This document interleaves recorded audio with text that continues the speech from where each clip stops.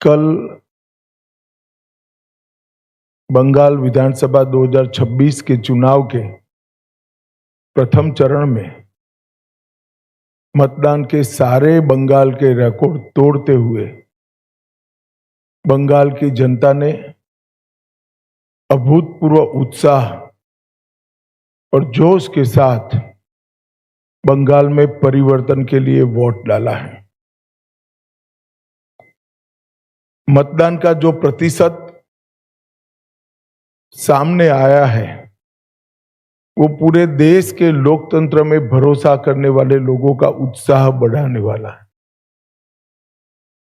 मैं सबसे पहले तो प्रथम चरण में वोट डालने वाले सभी बंगाल के मतदाताओं का बहुत बहुत अभिनंदन करना चाहता हूं और धन्यवाद भी करना चाहता हूं कि आप भय से भरोसे की ओर की एक यात्रा को बहुत अच्छे तरीके से शुरू किए हैं और दूसरे चरण के मतदाता भी भय से भरोसे की यात्रा को आगे बढ़ाएंगे। मैं चुनाव आयोग, सभी सीएपीएफ, चुनाव आयोग के सहयोग में लगा हुआ पूरा तंत्र और बंगाल पुलिस को भी हृदय पूर्वक बहुत बहुत अभिनंदन देना चाहता हूं, क्योंकि बंगाल के बहुत लंबे अरसे के बाद एक भी मृत्यु नहीं हुई है। इस प्रकार का ये चुनाव हुआ है जो अपने आप में एक अजूबा है। तो मैं चुनाव आयोग और चुनाव आयोग के तत्वाधान में सभी सुरक्षाकर्मी और सभी तंत्र को हृदय पूर्वक अभिनंदन देना चाहता हूं।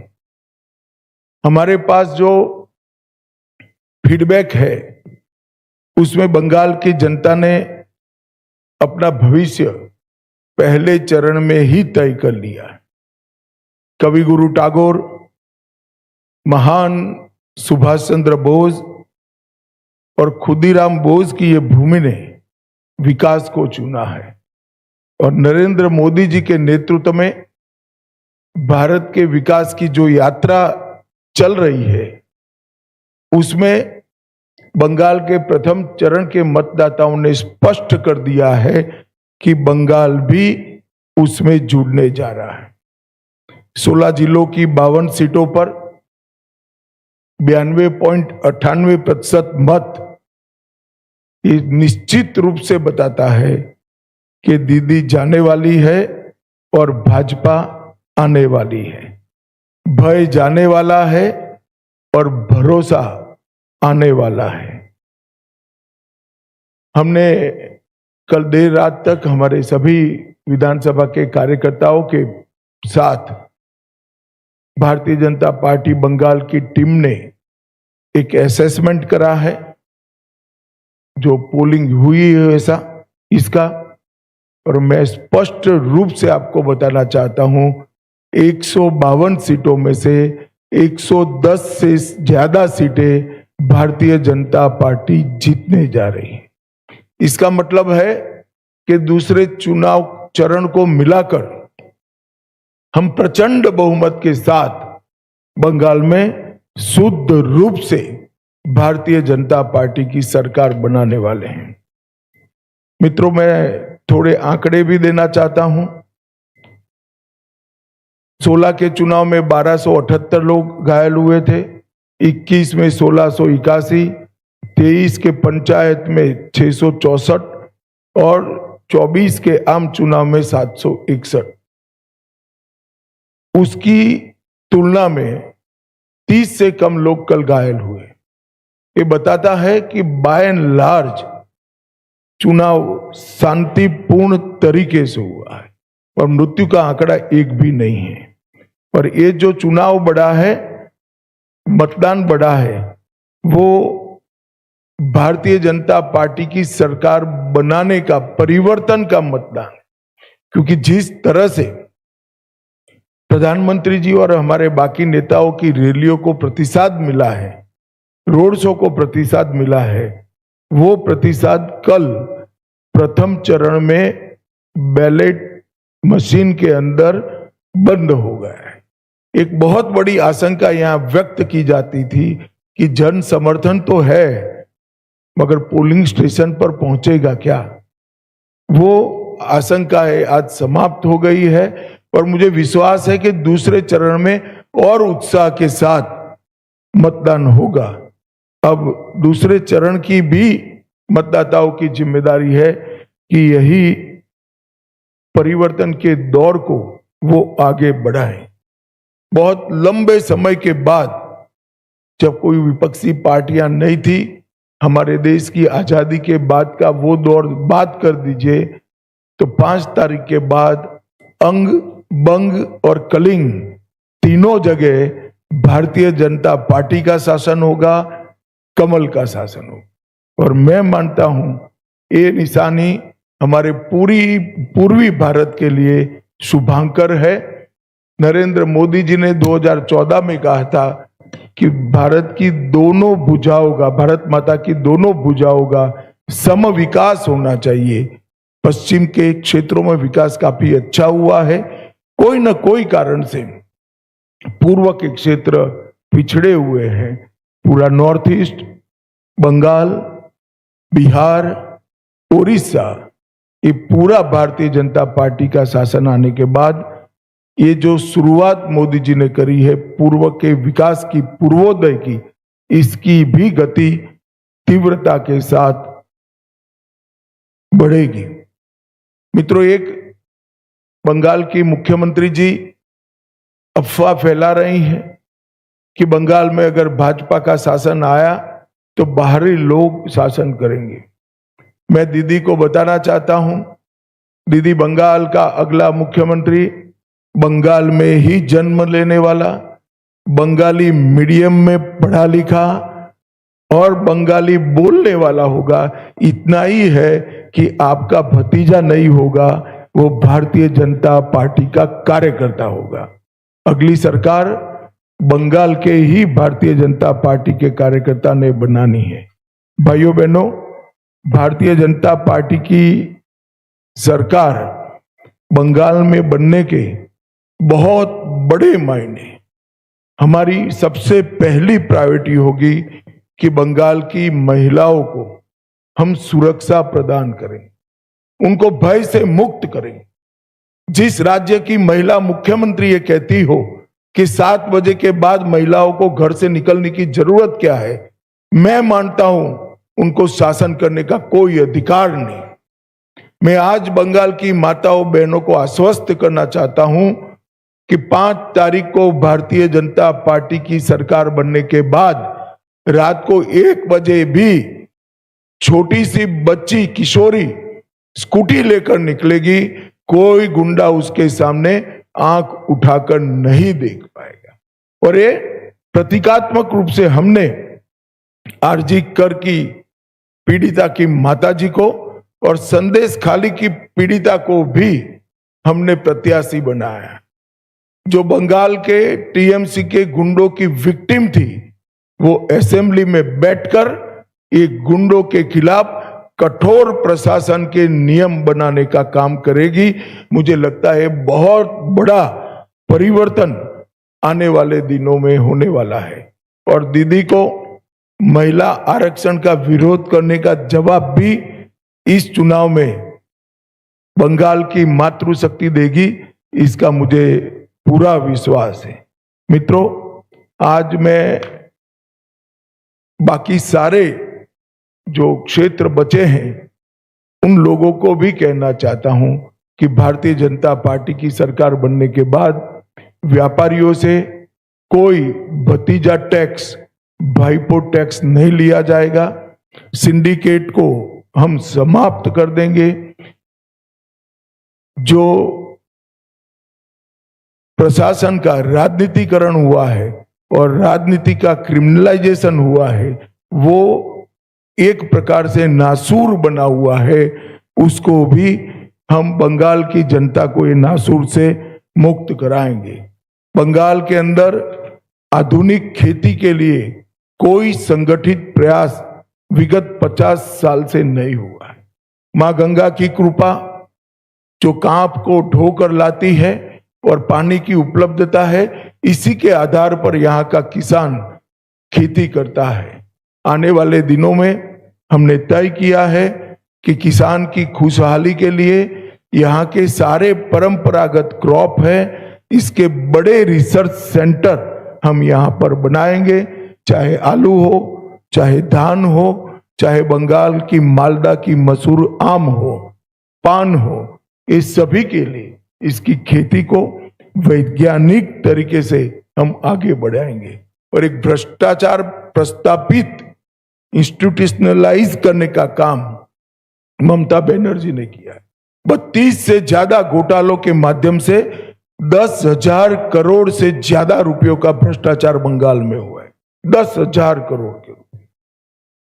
हमारी सरकार भ्रष्टाचार मुक्त पारदर्शी शासन तो देगी ही देगी, मगर जिन्होंने भ्रष्टाचार किया है इनके खिलाफ एक श्वेत व्हाइट पेपर जारी कर सारे भ्रष्टाचार के आरोपों की सुप्रीम कोर्ट के रिटायर्ड जज से जांच कराकर भ्रष्टाचारियों को कड़ी से कड़ी सजा दिलाने का काम करेंगे, जिससे आने वाले अनेक सालों तक यहां पर कोई भ्रष्टाचार की करने की हिम्मत न कर पाए। मित्रों, हमने अपील की है कि आप परिवर्तन करिए। बंगाल के मतदाताओं को अपील की है। परिवर्तन का मतलब एमएलए बदलना नहीं है। परिवर्तन का मतलब सरकार चलाने वाली पार्टी बदलना नहीं है। परिवर्तन का मतलब मुख्यमंत्री बनाना नहीं है।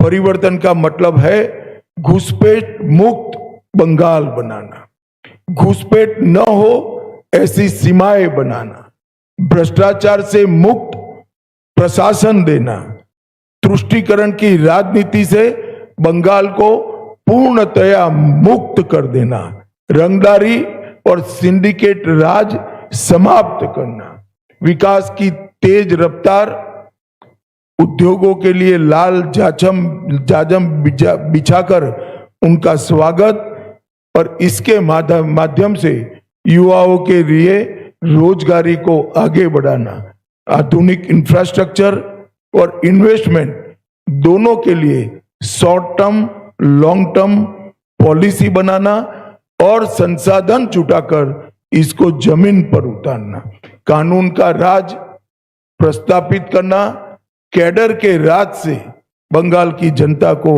मुक्त करना और प्रशासन पर राजनीतिक दबाव मुक्त कर देना। मित्रों, हजारों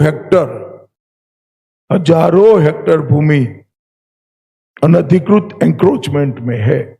हम आसाम की तर्ज पर बंगाल में भी अनधिकृत एंक्रोचमेंट पर बहुत बड़ा ड्राइव चलाकर ये जमीन को बंगाल के विकास के लिए हम मुक्त कराने का काम करेंगे।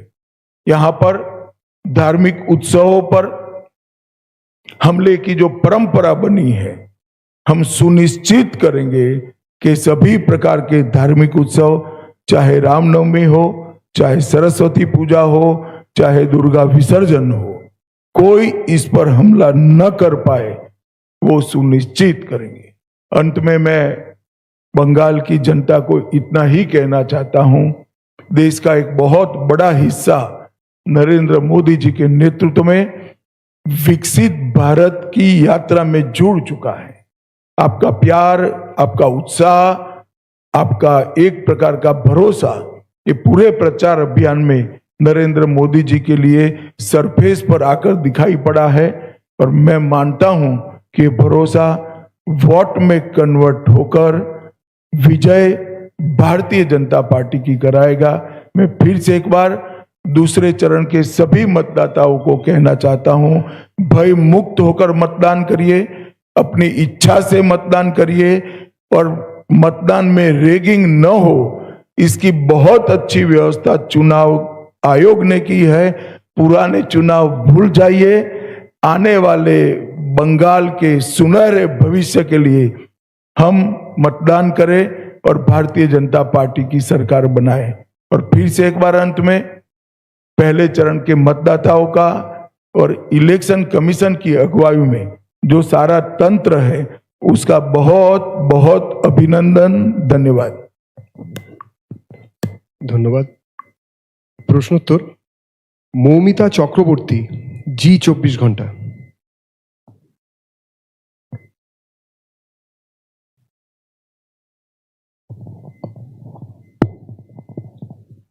सर, सेकेंड फेज में ऐसा बहुत सारा केंद्र है जहाँ पे नॉर्थ 24 परगना या फिर साउथ 24 परगना, जहाँ से लड़कियों का पाचार का घटना बहुत ज़्यादा सुनाई देता है और माइनर एजेस लड़कियों।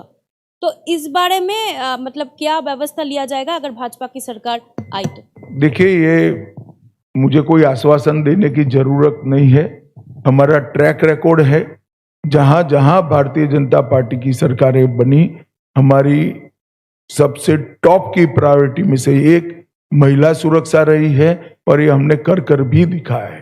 और बंगाल की माताओं बहनों को भी पूरा भरोसा है और हमने सिंबॉलिक रूप से महिला अत्याचार की विक्टिम को भी प्रत्याशी बनाकर बंगाल की विधानसभा में बिठाने का तय किया है। और मैं मानता हूं कि किसी भी पार्टी की एक टॉप मोस्ट प्रायोरिटी होनी चाहिए थी, महिला मुख्यमंत्री की तो सबसे पहली होनी चाहिए, परंतु ये हुआ नहीं है। भारतीय जनता पार्टी की सरकार ही ये करेगी। मौपिया नंदी, कोलकाता टीवी।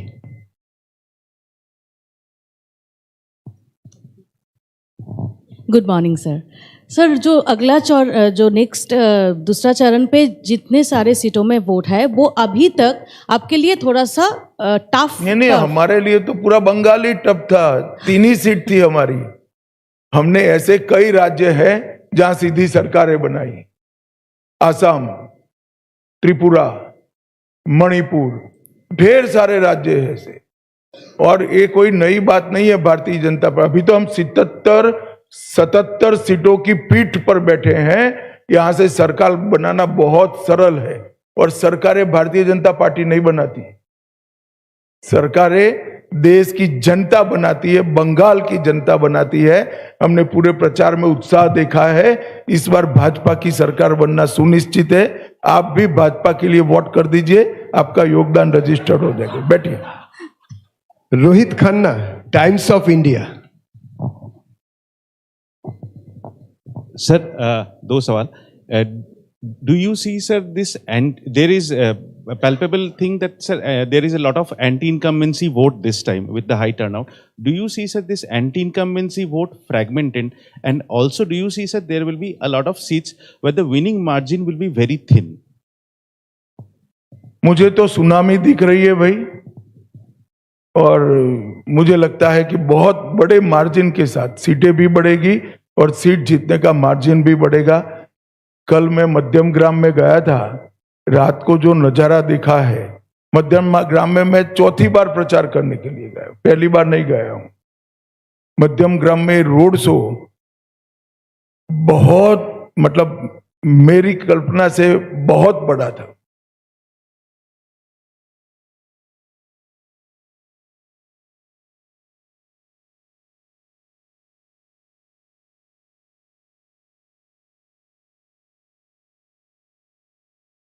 नहीं, देखिए, पहले कलकत्ता सिटी कांग्रेस के लिए वोट करता था, एक बार परिवर्तन हुआ और कम्युनिस्ट आए, फिर कम्युनिस्टों के लिए करता था, एक बार परिवर्तन हुआ, दीदी आई, अब दीदी के लिए करता है, इस बार परिवर्तन होगा, भाजपा आएगी और हर बार की तरह 30 साल तक भाजपा के साथ रहेगी। আমি যার নাম ডাকছি এবং তার তিনি হাত তুলবেন, মনোজ্ঞা লোহিওয়াল দিদি, এনডিটিভি। মনোজ্ঞা লোহিয়াল দিদি, এনডিটিভির কিছু।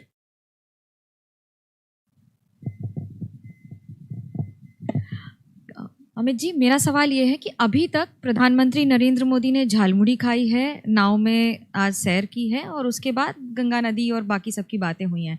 जो भी होता है उसे मुख्यमंत्री ममता बनर्जी कहती हैं या तो पब्लिसिटी स्टंट है या फिर बंगाल में एक जगह बनाने की ममता जी का मानसिकता ऐसा है, मोदी जी बोलेंगे नहीं कभी, मगर गलती से बोल जाए टीएमसी को वोट दो तो कहे नो नो नो नहीं देना है, मोदी कहता है टीएमसी को वोट मत देना। अब ममता जी को कौन समझ सकता है? भला कोई गंगा में नाव से सैर करे और अपने आप को गंगा किनारे रहने के वाले लोगों के साथ जोड़कर गंगा के शुद्धिकरण का वादा याद कराए, इसमें क्या आपत्ति हो सकती है? और झालमुरी खाने में क्या आपत्ति? ममता दीदी भी मैंने सुना है खाती है, अब मोदी जी खा रहे हैं तो विरोध कर रही है। বিপ্রশ্রী आनंदबाजार पत्रिका। भाई ये आगे से हाथ खड़े करते हैं, उनको बुलाओ यार, तुम कमाल आदमी हो। Good morning, sir. You were in the state for last couple of days before the election. On that basis, अरे यार कपल ऑफ डेज नहीं, 14वां दिन है आज। 14th day. भयानक तरीके से रिड्यूस करते हो यार। Trinamool has challenged you on that basis that 4th May on the date of result you बैठ जाओ बैठ जाओ, ये अभिषेक जी की भाषा है, मैं ना इसका जवाब दे सकता हूं ना रिस्पॉन्ड कर सकता हूं।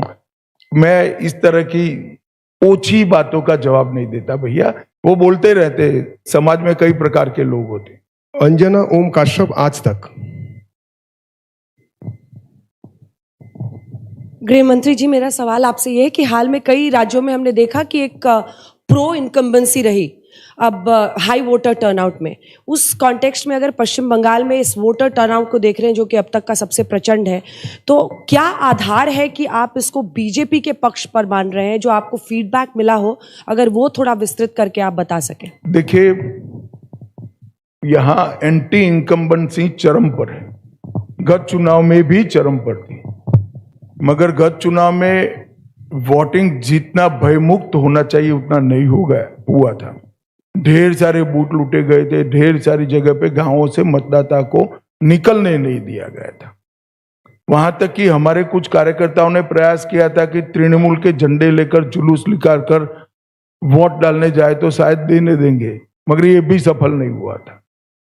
इस चुनाव में शुरुआत से मतदाता सूची का शुद्धिकरण हुआ है, ढेर सारे फर्जी मतदाता कट गए हैं, ढेर सारे घुसपैठियों के नाम कटे हैं। प्रशासन ने और पुलिस ने और सीएपीएफ ने सुरक्षा का चौक चौबंद व्यवस्था करा है, और चुनाव आयोग ने भी अपनी पैनी नजर भयमुक्त वोटिंग के लिए बनाकर रखी है। और इसके कारण मुझे पूरा भरोसा है कि जो रोष है, ये रोष की अभिव्यक्ति मुक्त मन से चुनाव में हुई है, परिणाम हमारे पक्ष में आए। सब्यसाची जोगाशंख।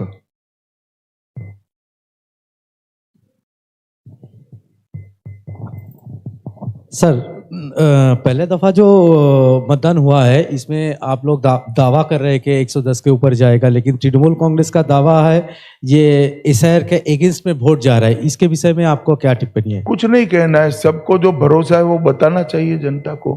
जनता को किस पर भरोसा करना वो जनता तय करे। Devendra Parashar India TV. Devendra Parashar India TV. हाँ, खड़ा करते हैं भैया, गुस्से मत हो यार, क्यों ममता दीदी जैसा करते हो? गृहमंत्री करता हूं मैं जी, आप अलाउ करें तो दो छोटे सवाल हैं मेरे। पहले ही बात तो ये है कि जैसा कि आपने बताया भी कितना वायलेंस होता था यहाँ पे, पिछले लोकसभा में भी हमने देखा कि जम्मू कश्मीर जैसा राज्य जो कि आतंकवाद से ग्रस्त है, वहाँ शांतिपूर्वक तरीके से चुनाव हुआ। बंगाल में तब भी वायलेंस हुआ था, इस बार ऐसा नहीं हुआ। इसके पीछे सबसे बड़ी वजह क्या है, और क्या उल्टा लटका कर सीधा करने वाला फॉर्मूला काम कर रहा है? और दूसरा सवाल मेरा ये है कि आमतौर पे बंगाल में बहुत सारे एनालिस्ट एक नैरेटिव चलाते हैं, north Bengal versus south Bengal, पुरुष वोटर बनाम महिला वोटर्स, यूथ बनाम बुजुर्ग। क्या इस बार के चुनाव में आप लोगों का जो फीडबैक है वो काम एक मुश्त होकर बंगाल के सब आयु वर्ग के, सब जेंडर के और सब हिस्सों से मतदाता भारतीय जनता पार्टी को वोट दे रहे हैं। मैं 3 दिनों से प्रेसिडेंसी में घूम रहा हूं, 3 दिनों से मैं आपको बताता हूं, प्रेसिडेंसी इस बार नॉर्थ बंगाल से आगे रहेगी। गृह मंत्री Amit Shah ji, Nishant Kumar, Organiser English weekly से। आपने कहा कि इस चुनाव में प्रथम चरण में अभी तक कोई भी हत्या नहीं हुई, जो कि बहुत ही काबिले तारीफ है। लेकिन कुछ जगहों पर जो भाजपा के कैंडिडेट हैं उनके ऊपर आक्रमण हुआ, अटैक हुआ। सेकंड चरण में ऐसा ना हो ताकि जनता जो है और भी भरोसे के साथ भाजपा को वोट कर सके, इसको कैसे सुनिश्चित करेंगे? हमारा प्रतिनिधिमंडल आज चुनाव आयोग को मिलने वाला है। दूसरे चरण की व्यवस्था को और चुस्त करने के लिए हम चुनाव आयोग को हमारे सुझाव देने वाले। पीछे दे दो भाई, सेकंड रो में। अमित जी, आपने कहा कि आप 14 दिन से यहाँ पे हैं, शायद और 2-3 दिन यहाँ पे रहेंगे। पहली बार जो बंगाल में आपने इतना दिन बिताया, मैं आपसे पूछना चाहूंगा कि 3 ऐसे कुछ अनुभव आपका पास हुआ है जो पॉलिटिकल और अपॉलिटिकल है, जो आप अगले अपने पूरे जीवन तक याद रखेंगे बंगाल के बारे में, पॉलिटिकल और अपॉलिटिकल 3 अनुभव। देखिए, मैं कल का ही एक अनुभव बताता हूं। रोड शो में जबरदस्त भीड़ थी। किसी युवा व्यक्ति के लिए भी रोड शो में वहां खड़ा रहना ये बहुत कठिन था। शायद मैं न्यूट्रल मतदाता होता तो मैं भीड़ देखकर अपने घर चला जाता, वोट भाजपा को देता। इतनी भीड़ थी कल।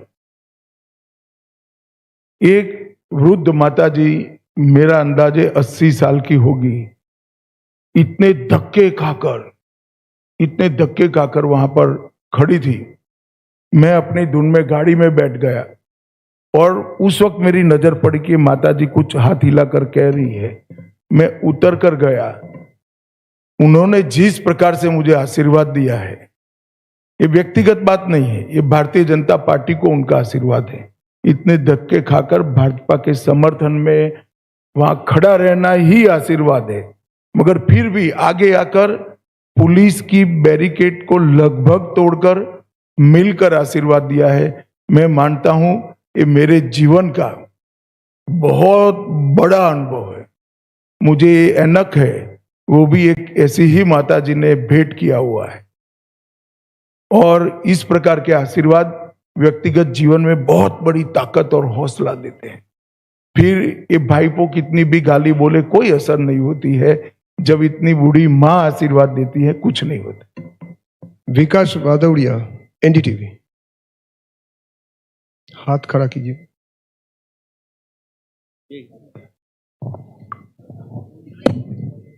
गृहमंत्री जी, मेरा सवाल ये है, आपने कहा कि भाईपो टैक्स यहाँ पर चल रहा है, उस पर कड़ी कार्रवाई करेंगे, लेकिन हमने पिछले कई चुनावों में देखा, अशोक गहलोत की लाल डायरी का मसला आया, कोई कार्रवाई नहीं हुई। भूपेश बघेल के खिलाफ भी घोटालों की बात हुई, कोई कार्रवाई नहीं हुई। अरविंद केजरीवाल तो बरी तक हो गए। तो जो बयानबाजी होती है वो चुनावी जुमला भर रह जाती, बाद में कड़ी कार्रवाई नहीं होती। ऐसा है, आपकी कार्रवाई से आपका रेफरेंस है, कोई कानून को सुने बगैर उठाकर बंद कर। जांच होता है, जांच में सहयोग नहीं करते हैं, देरी होती है। सैन सभी जिन्होंने भ्रष्टाचार किया है इसमें आएंगे ही आएंगे, आप भरोसा करिए। और जब आता है तब तो आप विंडिक्टिव अप्रोच का प्रेस करते हो, स्टेटमेंट देते हो। कोई विंडिक्टिव अप्रोच नहीं है, इसकी बाकायदा जांच होती है। एजेंसी अपना काम स्वतंत्र रूप से करती हैं और एजेंसियों को कोर्ट में उलझाकर समय भी बहुत जाया किया जाता है, इसलिए देरी हो रही है। मगर सबसे बड़ी बात बंद होना है, और बंद होने के बाद आगे न हो इसके लिए एग्जाम्पल सेट करना है। शेष प्रश्न अमित कुमार, टाइम्स नाउ। अमित भाई, अब तो पहला चरण का मतदान हो गया, लेकिन चुनाव के दौरान लगातार ममता ये कह रही थी कि जो अधिकारी बीजेपी के लिए काम कर रहा है, मैं एक अधिकारी को पहचान रही हूँ, नजर रखी हूँ, उन पर कार्रवाई करेंगे। साथ ही साथ ये भी कही थी कि चुनाव बंगाल कब्जा करने के बाद दिल्ली कब्जा करेंगे और दिल्ली से भाजपा को भगाएंगे। बहुत अच्छी बात है, चलिए। कोई कुछ नहीं मानता है अमित तेरे अलावे। यहां कुछ नहीं बचा है, दिल्ली कहां आएंगी? अब मैं क्या जवाब दूं? भले आदमी बोलो, चलो। आपने ये कहा है कि पहले चरण में आपके 110 आएंगे, पिछले बार आपके 57 आए थे। तो अमित भाई, इन 5 सालों में क्या बदला है कि डबल नंबर की आप बात कर? ढेर सारा काम हुआ है। पहले तो मैंने जो कहा कि भय मुक्त मतदान हुआ है, जरा भी इंटरप्शन नहीं हुआ है। और दूसरा, एंटी इनकम्बेंसी भी चरम पर पहुंची है। और ये 5 साल में विशेषकर महिलाओं की सुरक्षा पर जो गंभीर सवाल लगे हैं, इसने सारी माताओं बहनों को एक प्रकार से लामबंद कर दिया है, और हम भी सीखे हैं काफी कुछ। तो मुझे भरोसा है कि बहुत अच्छा परिणाम आने वाला है। Neeraj from Zee news. Ishaan Dutt.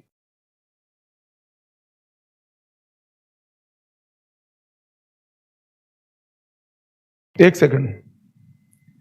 Amit ji, मेरा सवाल ये है कि बंगाल के जनता को आप पहले चरण का जो मतदान हुआ उसके बारे में कोई आश्वासन देना चाहेंगे, क्योंकि कल से सौमित्र खान जी समेत भाजपा के कुछ नेता ऐसा आशंका प्रकट किए हैं कि कुछ ईवीएम बदलने की कोशिश किया गया है।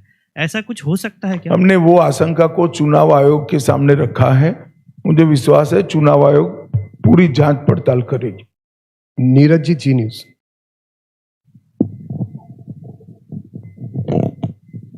अमित जी, कोलकाता के आसपास के बहुत से ऐसे इलाके हैं जहां पर बहुत सारे घर खाली मिल रहे हैं। कहा यह जा रहा है कि वहां पहले बांग्लादेशी रहते थे, अब वो लोग छोड़कर यहां से चले गए हैं।